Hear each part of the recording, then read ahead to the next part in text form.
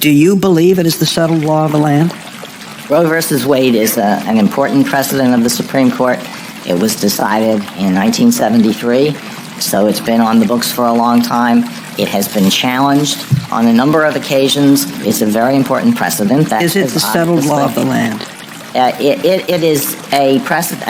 If settled means that it can't be re-examined, then that's one thing. If settled means that it is a precedent that is entitled to respect as stare decisis, and all of the factors that I've mentioned come into play, including the reaffirmation and all of that, then it is a precedent that is protected, entitled to respect under the doctrine of stare decisis in that way. Have no reason or agenda to prejudge the issue or to predisposed to rule one way or the other on the issue of abortion, which is a difficult issue. Can you tell me whether Roe was decided correctly?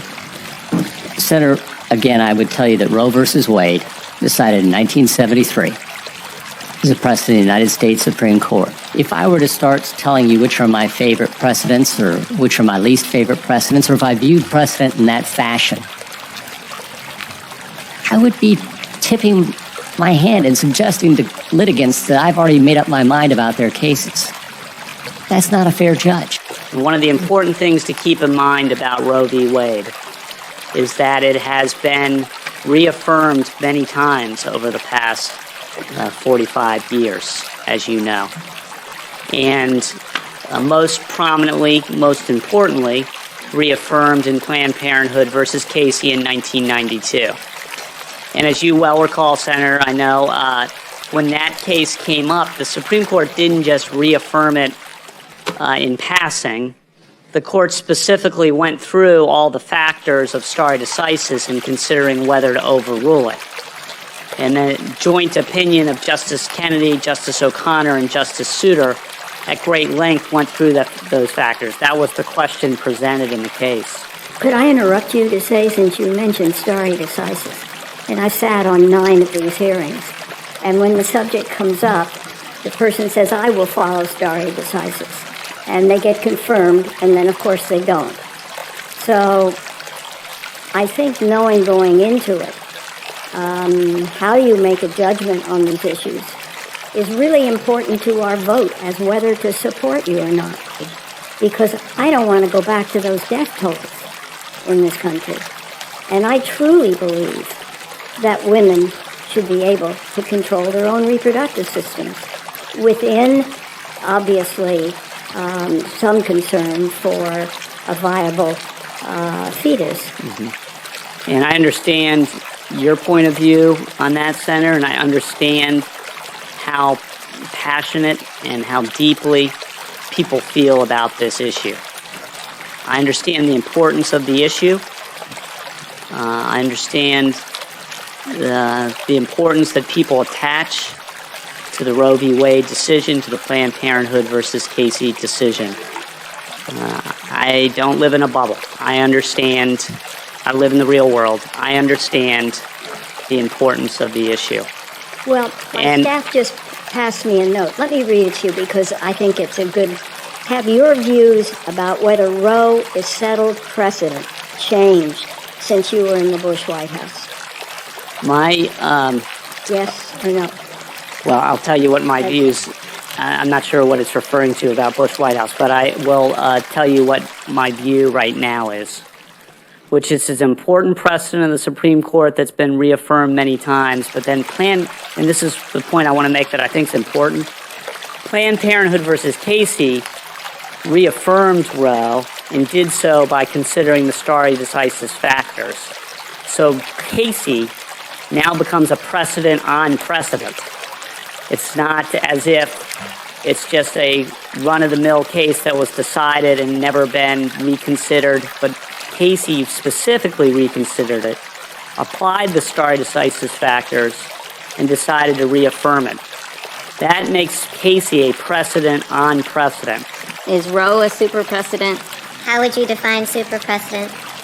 I might thought someday I'd be sitting in that chair. I'm not. I'm up here, so I'm asking you. Okay, well, people use super precedent differently. Okay. The way that it's used in the scholarship and the way that I was using it in the article that you're reading from was to define cases that are so well settled that no political actors and no people seriously push for their overruling. And I'm answering a lot of questions about Roe, which I think indicates that Roe doesn't fall in that category. And scholars across the spectrum say that doesn't mean that Roe should be overruled.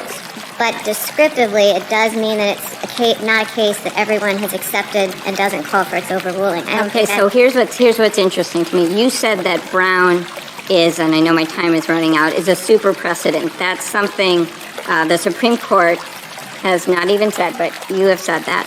So if you say that, why won't you say that about Roe v. Wade, a case that the court's controlling opinion in that Planned Parenthood v. Casey case has described as a super precedent? That's what I'm trying to figure out. Well, Senator, I can just give you the same answer that I just did. I'm using a term in that article that is from the scholarly literature.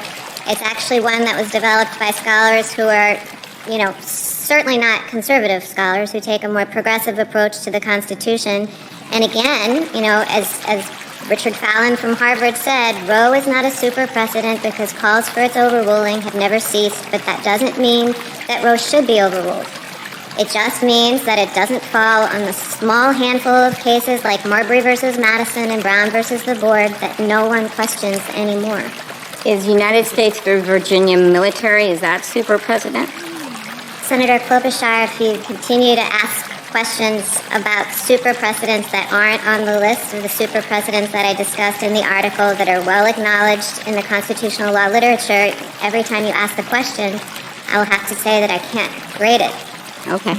Well, I am then left with looking at the tracks of your record and where it leads the American people. The case of Roe versus Wade has been the law for 21 years or more, and it was recently affirmed by the Supreme Court of the United States in the case of Casey. That is the law. The questions that you're putting to me are matters of how that basic right applies, where it applies, under what circumstances. And I don't think I should go into those for the reason that those are likely to be the subject of litigation in front of the court. In your opinion, is Roe settled law? The court's decision in Planned Parenthood versus Casey reaffirmed the core holding of Roe.